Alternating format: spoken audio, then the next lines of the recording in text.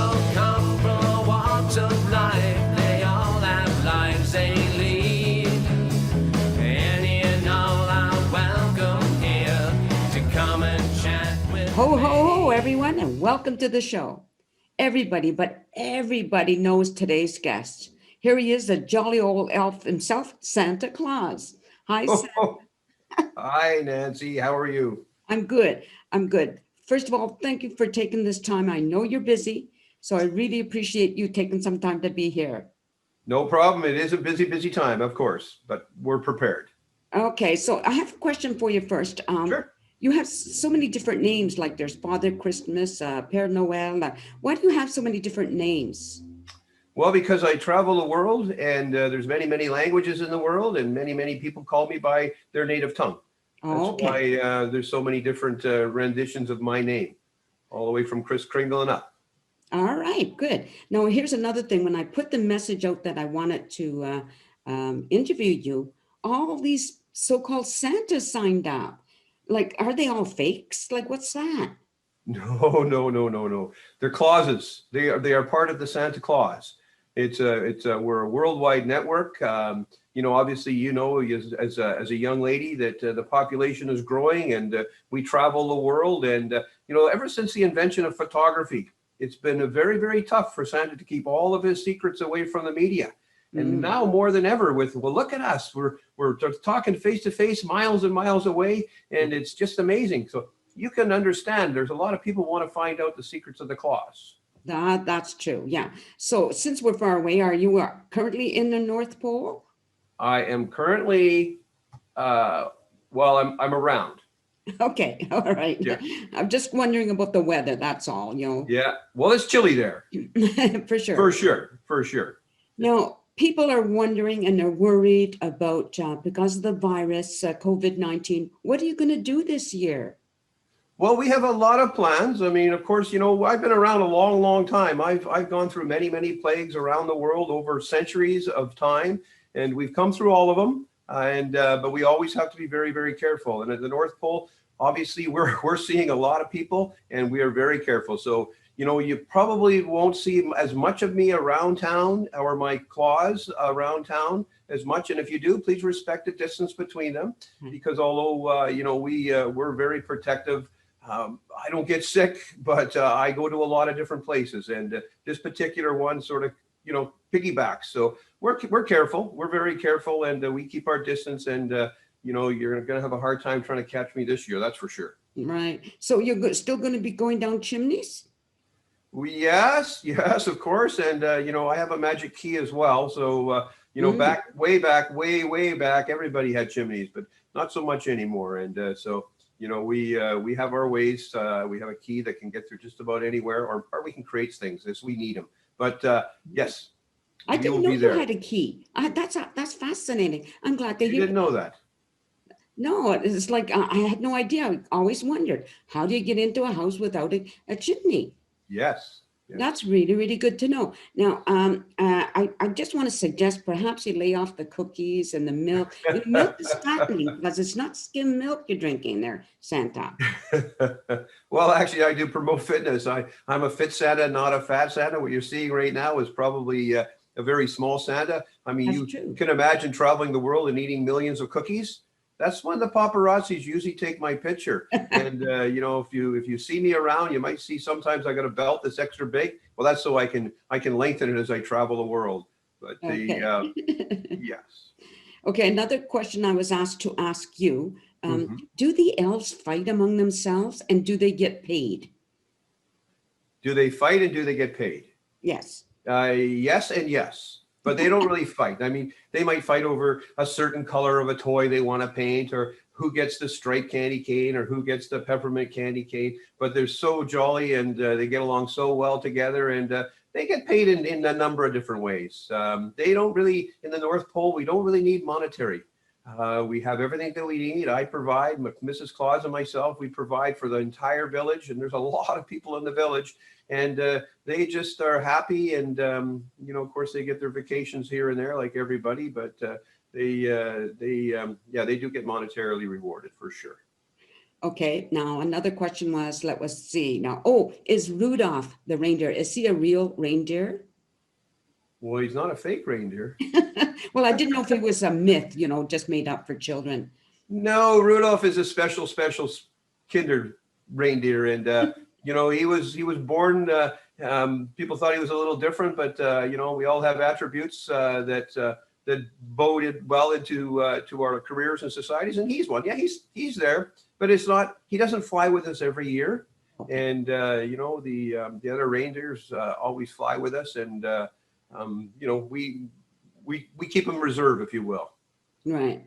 Now, what do reindeer eat? Oh, reindeers eat lots of grass. They forage for grass, and we feed them, of course, because they are kept special in a special area. Not all reindeer have the ability to fly, so the herd is quite large, and certain ones that show the characteristics that are needed for the job. But they live a long time. The North Pole ones do. They are very special. They have a little magic in them. I guess a lot of people too, they say, why don't you have your reindeer all the time? Well, North Pole magic is quite different. We really reserve the North Pole magic for when it's needed, which is Christmas. Okay. And so they train and they exercise, but they're not always up there flying around. Oh, okay. That's for you really good. paparazzi, so you can't come looking for them. Now, I know you have a list of children that are naughty and the children that are good.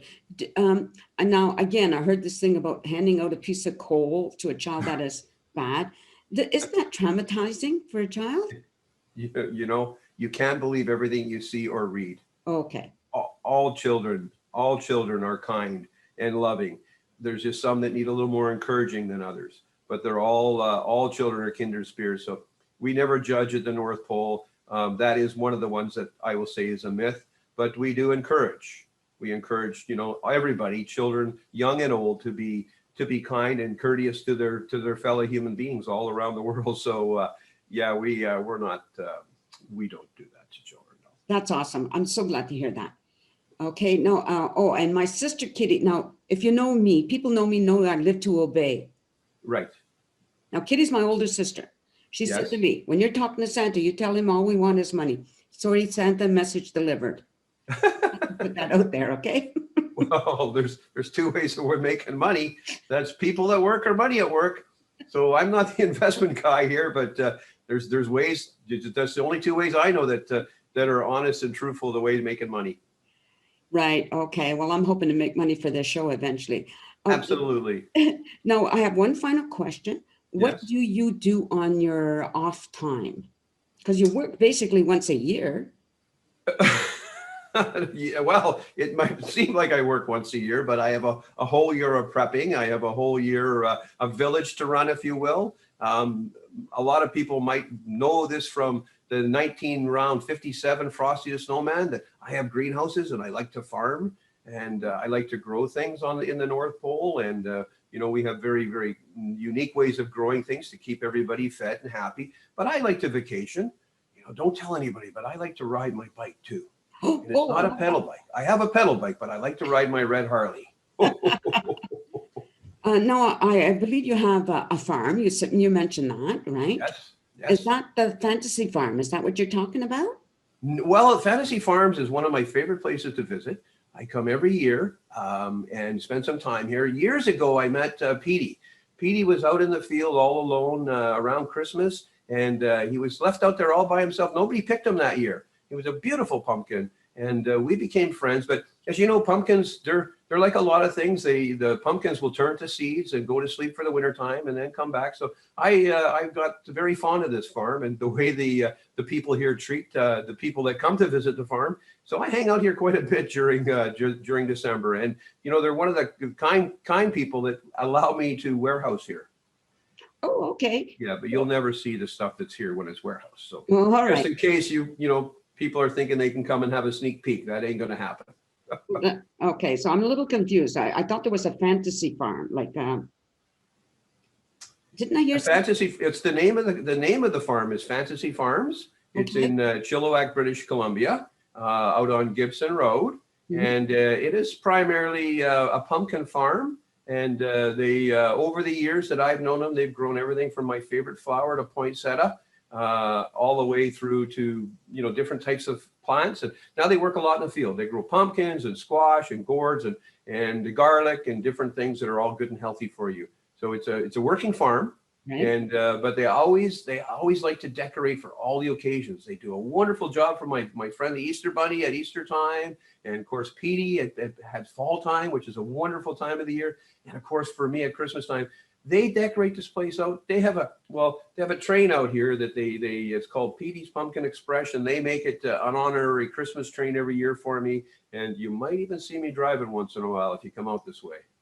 Now, there's some kind of a special event happening, I believe, isn't there, on December 5th?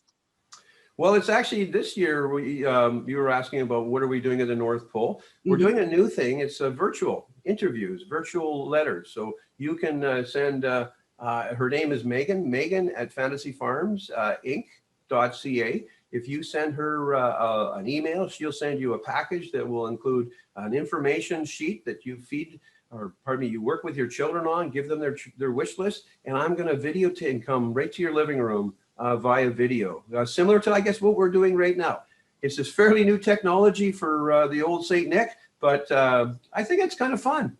And this will keep us all safe and distanced. And then we're going to have a special night where after you do your video, you'll be invited to the farm, and we can have a little meet and greet. But it's all set up so we can be nice and safe, and we can get a picture together. But it's going to be like a family picture, all set up. The people here are working really hard to make it really fun and safe for everybody. So yeah, that's brand new for this year, and you'll see. We're going to have it in different places, but for now it's going to be here starting actually today, if you will, or as soon as you hear this message, if you email. It's unfortunately, because we do have a lot of restrictions, it'll be very limited. So in different areas that I'll be in, you'll find that there's going to probably what they call sell out very quickly all around the Lower Mainland, because we just have to make sure everybody's going to be safe through this season. Right. So do you want to repeat that email address once again for the parents to get a hold of you? Absolutely. It's Megan at fantasyfarmsinc.ca. Okay, thank you. Santa, thank you so much. So just stay with me for just a moment. I'm just going to talk to the audience, okay? Absolutely. My pleasure. All right, everybody. I hope you paid attention to the email address that Santa gave out here. If you want your children involved in this new technology, this is the best way to do it. So I appreciate all of you who are watching, and stay safe. See you next time, and peace out.